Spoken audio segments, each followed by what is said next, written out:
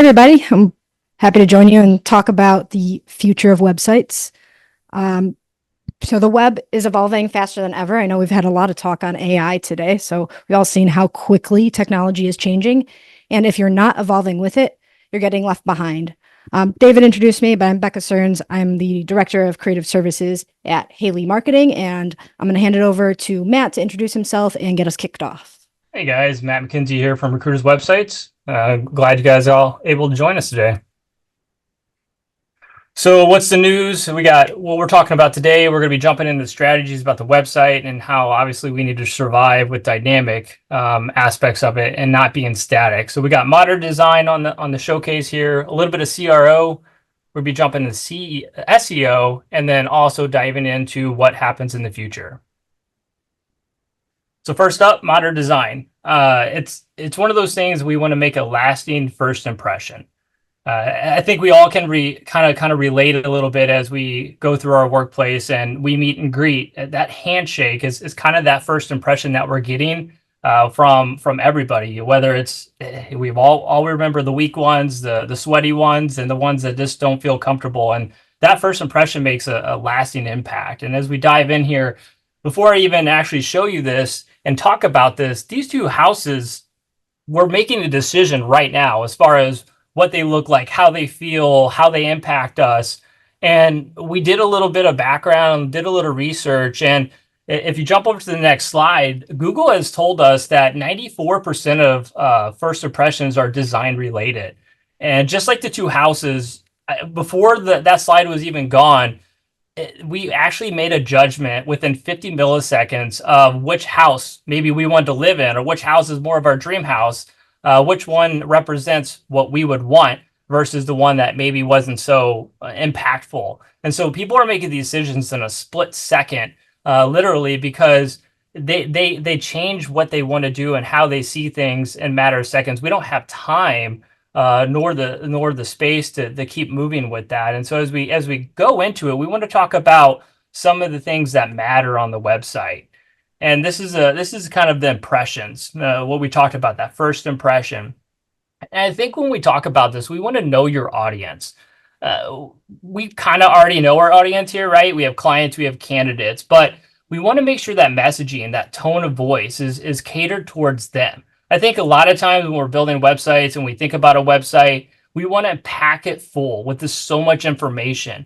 And we're not really engaging the user like we really should. We want the users to guide us. And a lot of times we're trying to guide the users in some ways, and it's backwards. We want to make sure that audience is where we're guiding it, where the candidates want to go, where they want to go to search jobs. The clients want to know what we do, what expertise is that we're actually focusing.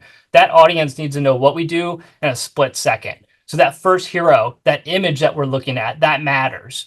It needs to tell the story. It needs to tell us who we are. We've introduced like what's called a Ken Burns effect.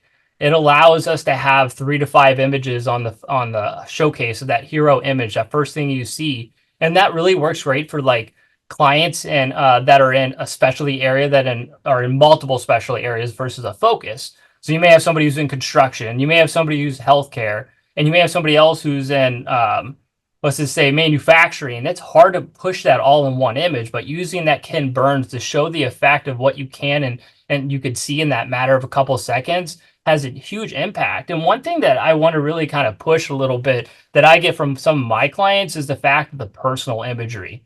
I think one thing that we lack on sometimes is using our face. One of the things that I get from some of our feedback of our kickoff calls is that they like XYZ website, an ABC website. And what we see as a trend is the fact that a lot of these websites are showing them. It's showing their culture, showing who they are. And that's what kind of brings that personal effect to it. And then one thing we obviously don't want to miss out here is that mobile first design, right? We have more and more of our audience always on the mobile device. We make sure that that speed is there.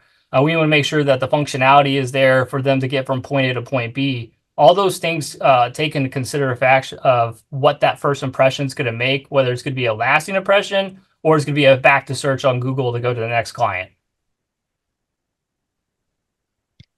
So most staffing companies and recruiting companies have a site that looks great and offers great functionality, but is your website optimized for response?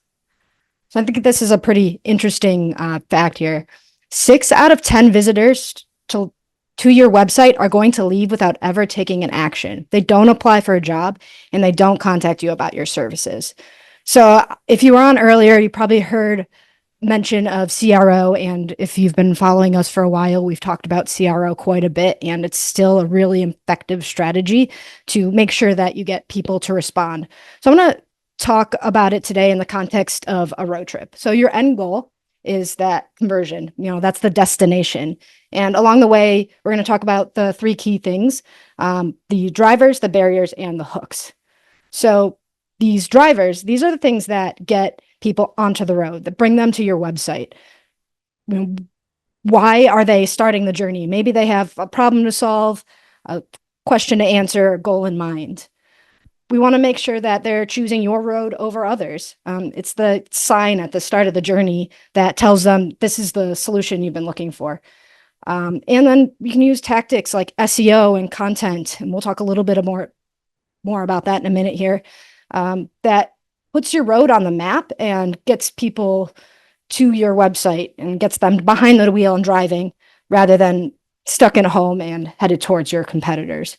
So the drivers are what gets them onto that road, gets them to your site. So next is the barriers. What slows down or stops the journey? These are the potholes, the detours, the little side attractions. We want to get rid of anything that is causing users to abandon your site, remove any friction like slow load times or confusing forms. We want to eliminate any doubts. Am I on the right road? Maybe they don't trust your brand, or they're not sure if you can solve their problem. We want to make sure that we're answering those questions. And then we also want to make sure we're removing distractions. So if you have a cluttered design or too much information, somebody's not going to be able to really quickly and easily figure out whether or not you can get them to their destination. And we want to make sure that we're removing any of those distractions. So what's causing those roadblocks or detours? And then the last part of CRO that we want to talk about are the hooks. These are what keep people on the road, ensuring that they'll reach that destination or that conversion. What persuades your users to act. So we want to make sure that your website has a clear path. This acts as, the GPS, and make sure that we have clear road signs. Well-structured site that's easy to navigate and make sure people stay on course. We want to make sure that we have engagement tools and little nudges throughout your site, clear calls to action that remind them where they should go and why they should keep going. And we want to make sure that we also build trust along the way. These are the things that you can rely on your journey and know that we can trust this path, customer testimonials and stats and things that prove your value. So these are all really important to make sure that we keep people on track and make sure that it can reach that destination and that your website actually converts.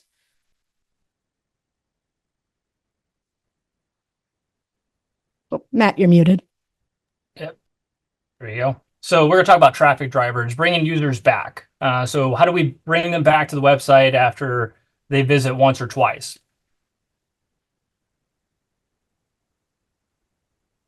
All right. So we need to drive, we need to engage, and then we need to retain. And I was thinking about this a little bit as we were prepping for this presentation and trying to think of an analogy that might correlate with somebody. And I was thinking about a spider. And if you can think about a spider, right, it builds a web. And if as it's moving from point A to point B, it actually makes one single line or one thread of silk, and it goes from point A to point B. Now, if we were only building that and only using point A to point B, we would have a static website at this time. There's nothing to it. It's just a straight line. There's nothing connecting to it. There's nothing there. It's just a line. But if you could think as an entire web, as a spider tries to catch its prey, as it's trying to feed itself, to gather what it needs to do, it builds an entire web. And the spider sits in the middle, which is represented as our website. That's the middle of the entire web. It's our website. And each line, each thread that we use connects back and represents one of these items that I have here, plus a lot more, whether it's social media, whether it's email marketing, partnerships, regarding retargeting ads, landing page, and so forth. Each one of these is a spread from that web. It's essentially a net. And what we're trying to do is catch everything we possibly can. Every one of these things is a central spot that we absolutely have to have to make our website more dynamic. If we only have that single thread, if we don't have any more drivers to come back to our website, we're going to be left as a static website. And not only is it bad for our clients, our candidates, our users in general, it's not great for SEO. It's not great for Google. The less that we are dynamic and become static, the less Google is going to want to crawl us, the less Bing's going to want to crawl us. And then we just become this straight line. We basically become a dead heartbeat. If you can imagine like that straight line on the last part of our lives as it beeps the last beep, that's what we become when we don't enhance that static website to become a dynamic website. And each one of these things will promote you guys to drive, engage, retain. And one thing I thought about too, as far as like the partnerships, we were doing our presentation with the whole group, and we were talking about some different things with local clients. Don't think it just all stays with the web. There's some really, really good engagement that you guys can have locally. So anybody who's doing local business, you can engage with different organizations around there. Maybe you get your banner up. Maybe you get an ad in one of your local papers.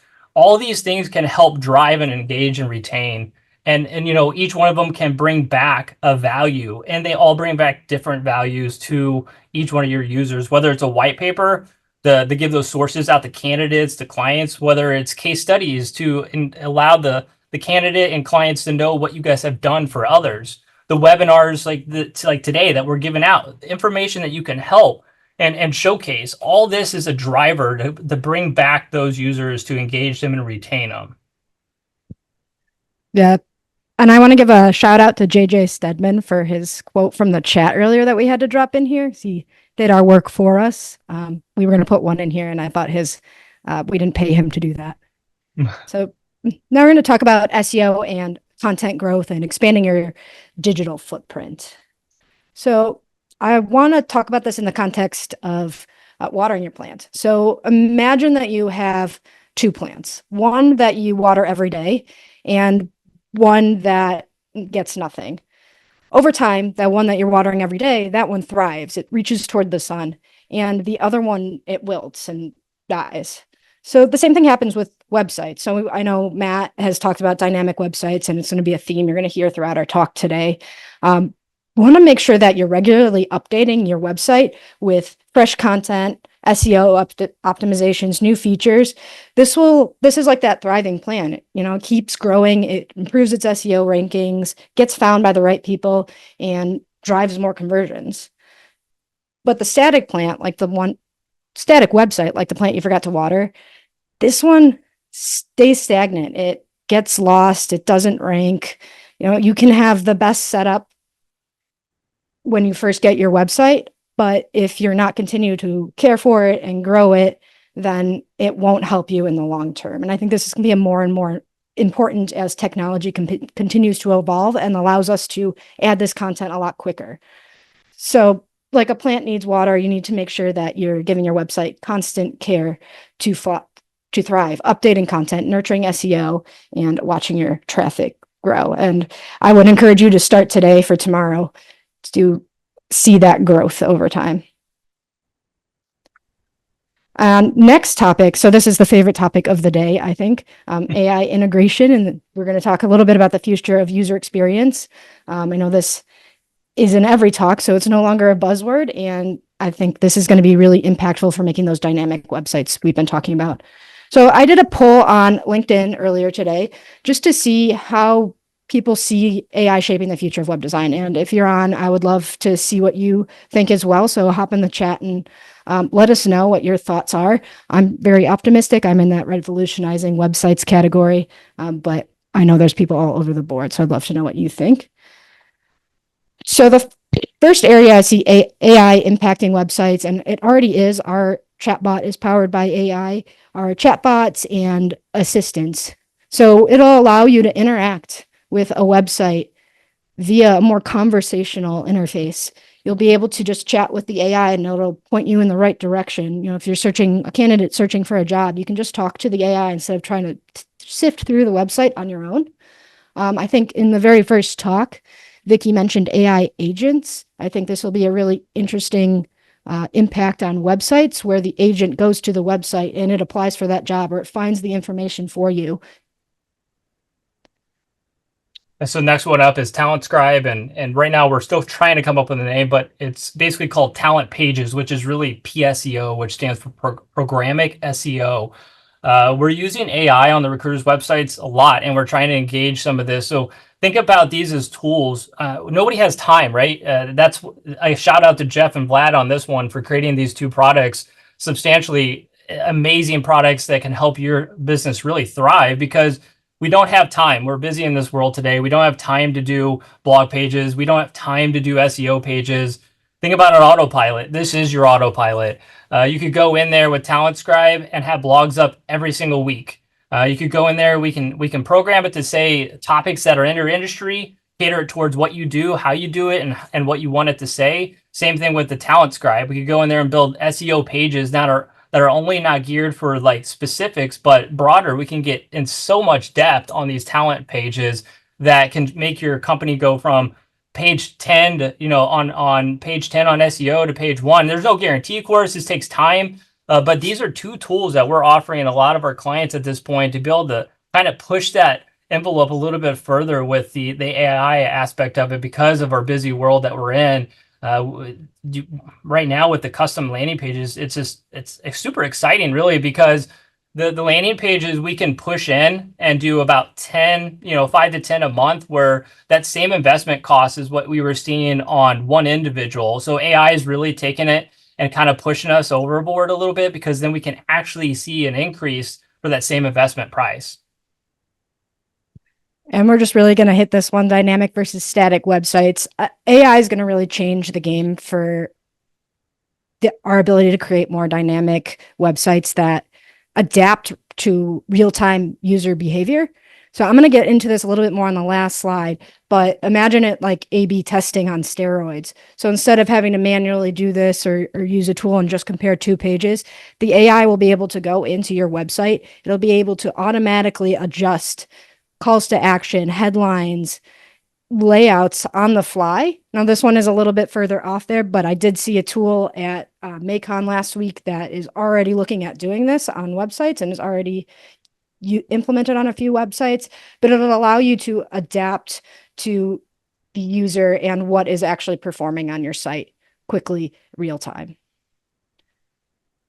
So next up, we're going to talk about the future trends. So it's trying to stay ahead of the curve. What's the best way to do it? How do we future-proof our website, and what that looks like? So obviously, we've heard this term multiple times today, being adaptive. This is an AI-generated octopus, and I thought it was kind of cool because an octopus has to adapt in this world that it's in, right? It can't just stay. It's gotta create an environment every couple seconds, whether it's in one spot or moves across the ocean to the other part. It's always adapting to that environment to stay away, to stay hidden. It's not obviously what we want to do. We don't want to stay hidden. We want to be out there. We want to be seen. But the analogy of being adaptive, allowing that space to change and allow it to be okay to change, is what we need to be able to do. And so what I was thinking about is that regardless of what the future brings, there still has to be a foundation today. There's nothing built today that doesn't have a solid foundation. And all these things that Becca and I are talking about with the CRO, making sure we have those drivers, that's the foundation that we need. We need the tone, the messaging. We need to make sure that CRO is available for our users to go from point A to point B. We need to make sure that imagery is there. That is the foundation. You could have the top, most beautiful, trendiest website in the world, but if the foundation is not there, down the road, it's going to fall apart. So making sure we have that framework established, making sure those key elements provide what our users are looking for, will get us ahead of the game as this turning point comes in, as the curve comes in here. Another thing is obviously embracing that technology. It's scary, right? AI is something here. It just came upon us. It's always been around, but not like it has been today. And the increase from ChatGPT-4 to the 5, that insane AI, as far as I think it was like the 1000, as far as like the brain power of it, it's insane of where it's coming from. But if we don't embrace that technology today and get that experience of using those chatbots, trying to find ways that could help us get through our workday faster, we're going to be falling in those times. Another thing is obviously anticipating and innovating forward thinking, trying to think about what trends are coming up, what trends are going on right now. I had a flashback 2013. It was just a funny thing that people were doing, but the Harlem Shake, right? It was a video that everybody jumped on board with, and everybody remembers it, and they had a couple people dance at the beginning, and everybody else start dancing, and like all these kids ate too much candy at one time, and it got crazy at the next scene. But that trend was fun, and sometimes we have to jump on board. It could be a fun thing as a culture thing to all jump on board these small trends, but we have to make sure that we can, kind of think about these. What can we do? What can we have fun with? Some things are going to work. Some things aren't going to work, of course, but making sure as we go through these new trends and these innovations that we're trying to do, just keeping that informative and making sure that we stay on top of those. And obviously that personalization is a must. We don't want that website not to say who we are. We want to make sure it feels like us. We want to make sure it sounds like us. I think that's one of the biggest things as we're going through this. We don't want AI to take not AI just in general, but we don't want the website to take over, not pronounce of who the firm is, what you guys do. We want to make sure it always sounds like you guys. And so just keeping that in line as we go through some of these things. And I know Becca's got a couple other things on this. Yeah, I know we're out of time, so I'll wrap up real quickly here. But with that personalization, you'll be able to adapt your website with AI to the user who's coming to your site and adapt your story and your messaging to really resonate specifically. It's like when you go to Instagram and you get really targeted ads, you'll be able to do that on your website. So just a really fast recap to modern design attracts. We want to make sure that we're using CRO to convert, SEO, and all those traffic drivers that Matt talked about to get people to your site. We want to make sure that we're staying adaptable and understanding the AI trends so that we can keep our websites dynamic and growing with the times.